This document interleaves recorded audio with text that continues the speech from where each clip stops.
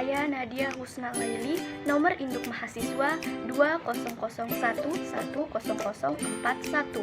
kelompok 5, semester 2, kelas 2B, jurusan Pendidikan Islam Anak Usia Dini, mata kuliah Hadis Tarbawi, dosen pengampu Bapak Dr. Syamsul Arifin M.Ag. Hakikat pendidik. Dalam Undang-Undang Sistem Pendidikan Nasional Nomor 20 Tahun 2003 dijelaskan bahwa pendidik adalah tenaga kependidikan yang berkualifikasi sebagai guru, dosen, konselor, pamong belajar, dan sebutan lainnya sesuai dengan kekhususannya serta berpartisipasi dalam menyelenggarakan pendidikan. Pendidikan dalam Islam ialah siapa saja yang bertanggung jawab terhadap perkembangan anak didik. Dalam Islam, orang yang paling bertanggung jawab yaitu orang tua, ayah dan ibu peserta didik.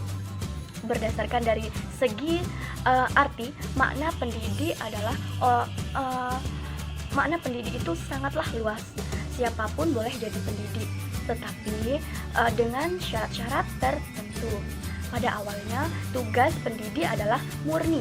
Tugas kedua, menurut Nur Uhbiyati, pendidik adalah orang dewasa yang bertanggung jawab memberi bimbingan atau bantuan kepada anak didik dalam perkembangan jasmani dan rohaninya agar mencapai kedewasaannya, mampu melaksanakan tugasnya sebagai makhluk Allah, khalifah di permukaan bumi, sebagai makhluk sosial dan sebagai individu yang sanggup berdiri sendiri.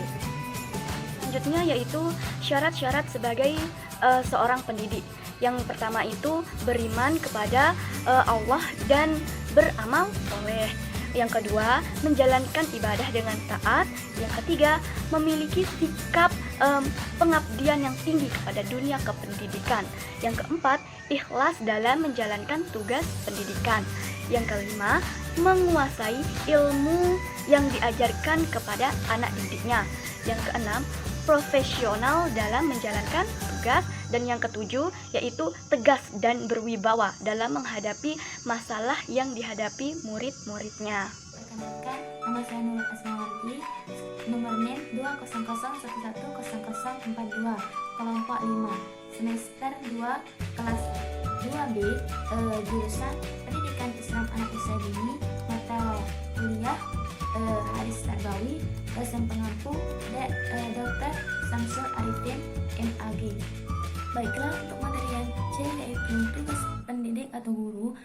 Tugas pendidik itu dibagi menjadi 5. Di sini akan membahas dua tugas tersebut. Tugas yang pertama adalah mengajar. Allah SWT berfirman yang berbunyi, "Allamahul bayan khalaqal insana wa 'allamal Qur'an." Yang artinya, yang telah mengajarkannya Al-Qur'an. Dia menciptakan manusia, mengajarkannya pandai berbicara. Surah Ar-Rahman. Kata al-bayan berasal dari bana, yabinu, yang berarti nyata, terang dan jelas. Dengan al-bayan dapat terungkap apa yang belum jelas. Pengajaran al-bayan oleh Allah tidak hanya terbatas pada ucapan, tetapi mencakup segala bentuk ekspresi, termasuk seni dan raut muka. Seorang pendidik akan senantiasa menyampaikan ilmu pengetahuan yang dia miliki untuk bisa diajarkan atau bisa diserap oleh anak muridnya, sehingga nantinya ilmu pengetahuan tersebut akan semakin dikembangkan oleh peserta didik. Yang kedua adalah sebagai pembimbing dan penyuluh. Hal ini digambarkan Allah Subhanahu wa taala dalam firman-Nya, yaitu wa ma arsalna min qablika illa rijalan nuhi ilaihim fas'alu ahla dzikri in kuntum la ta'lamun. Yang artinya, dan kami tidak mengutus sebelum kami kecuali orang-orang lelaki yang kami beri wahyu kepada mereka. Maka bertanyalah kepada orang yang mempunyai pengetahuan jika kamu tidak mengetahui. Quran Surah An-Nahl ayat 43.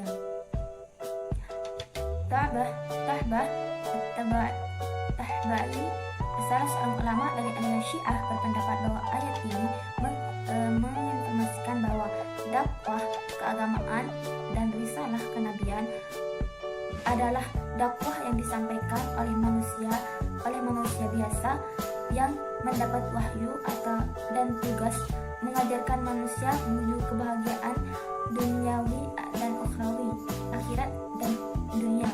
Inti dari ayat ini mengenai tugas seorang guru sebagai penyuluh untuk yang selalu memberikan peringatan dan pembimbing bagi semuanya demi mendakwahkan amar ma'ruf nahi munkar. Seorang guru tugasnya adalah menyuluh, mengingatkan, membimbing murid atau semua untuk menuju jalan yang benar. Assalamualaikum warahmatullahi wabarakatuh. Perkenalkan, nama saya Indah Indriana, nomor induk mahasiswa 200100043, kelompok 5 hadis terbawi, semester 2, jurusan pendidikan anak usia dini, mata kuliah hadis terbawi, dosen pengampu Dr. Andes Samsul Arifin MAG. Tugas ketiga seorang guru adalah sebagai penjaga firman Allah Subhanahu wa taala dan mempunyai hadis sebagai berikut.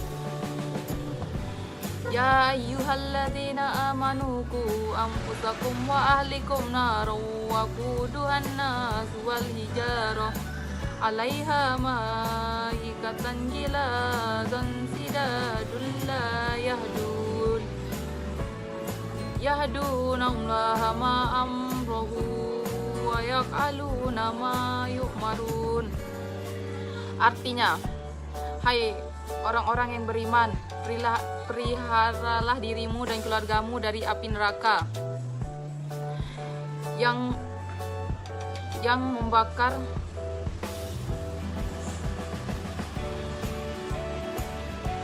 bahan bakarnya adalah manusia dan batu. Penjaganya malaikat-malaikat yang kasar, keras, dan tidak mendurhakai Allah terhadap apa yang diperintahkannya kepada mereka dan selalu mengerjakan apa yang diperintahkan. Ayat ini memberikan tuntunan kepada kaum beriman bahwa, hai orang-orang yang beriman, peliharalah dirimu kamu antara lain dengan meneladani Nabi dan peliharalah juga keluargamu, yakni istri, anak-anak dan seluruh yang berada di bawah tanggung jawab kamu dengan membimbing dan mendidik mereka agar kamu serta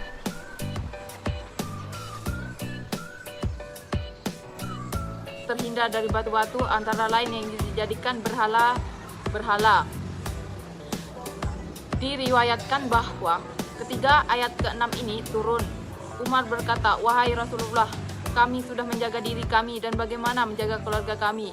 Rasulullah SAW menjawab, "Larang mereka mengerjakan apa yang kamu larang, mengerjakan dan perintah mereka melakukan apa yang diperintahkan Allah kepadamu." Ayat di atas ini dimaksud bagi pendidik atau seorang guru haruslah bisa menaati diri sebagai bentuk dari contoh kepribadian yang baik dan nantinya akan ditularkan kepada keluarga dan masyarakat luas. Tugas keempat seorang guru sebagai pendidik dan penanggung jawab moral anak didiknya, yang artinya menceritakan kepada Al-Abbas bin Al-Walid, "Aku mendengar Anas bin Malik berkata dari Rasulullah SAW berkata, muliakanlah anak-anakmu dan baguskanlah budi pekerti mereka."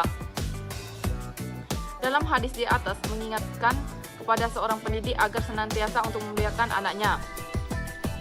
Tingkah laku juga menjadi cermin atau tolak ukur bagi manusia, karena manusia sempurna adalah manusia yang taat kepada Allah dalam beribadah, hablu minallah, dan juga bisa berbuat baik kepada sesama makhluk ciptaan Allah yang ada di sekitarnya, hablu minan nas. Sehingga pembentukan akhlak yang baik harus diprioritaskan untuk membangun dan menjadikan manusia sempurna. Dalam pertemuan tokoh ini, Musa berkata kepadanya, yakni kepada hamba Allah yang memperoleh ilmu khusus itu, "Bolehkah aku mengikutimu secara bersungguh-sungguh supaya engkau mengajarkan kepadaku sebagaimana dari apa, yakni ilmu-ilmu yang telah diajarkan Allah kepadamu untuk menjadi petunjuk bagiku menuju kebenaran?" Ia menjawab, "Sesungguhnya engkau, hai Musa, sekali-kali tidak akan sanggup sabar bersamaku." Upaya hamba Allah ini memberikan isyarat bahwa seorang pendidik hanyalah menuntut anak didiknya dan memberitahu kesulitan kesulitan yang dihadapi dalam menuntut ilmu. Mendengar komentar sebagaimana terbaca pada ayat yang lalu, Nabi Musa alaihissalam berkata kepada hamba yang saleh itu, "Engkau insya Allah mendapat aku sebagai seorang penyabar yang insya Allah mampu menghadapi ujian dan cobaan." Ucapan insya Allah itu di samping merupakan adab yang diajarkan semua agama dalam menghadapi sesuatu di masa depan, juga mengandung makna permohonan kiranya memperoleh bantuan Allah Subhanahu wa taala dalam menghadapi sesuatu, apalagi belajar, khususnya dalam mempelajari dan mengamalkan hal-hal yang bersifat batiniah atau tasawuf. Ini lebih penting lagi seseorang telah memiliki pengetahuan, karena boleh jadi pengetahuan yang dimiliki tidak sejalan dengan sikap atau apa yang diajarkan sang guru. Sekian dari saya. Wassalamualaikum warahmatullahi wabarakatuh. Baik, sekian yang dapat kelompok kami sampaikan. Kurang lebihnya kami mohon maaf. Wabillahi taufiq wal hidayah. Wassalamualaikum warahmatullahi wabarakatuh. Salam ketulusan.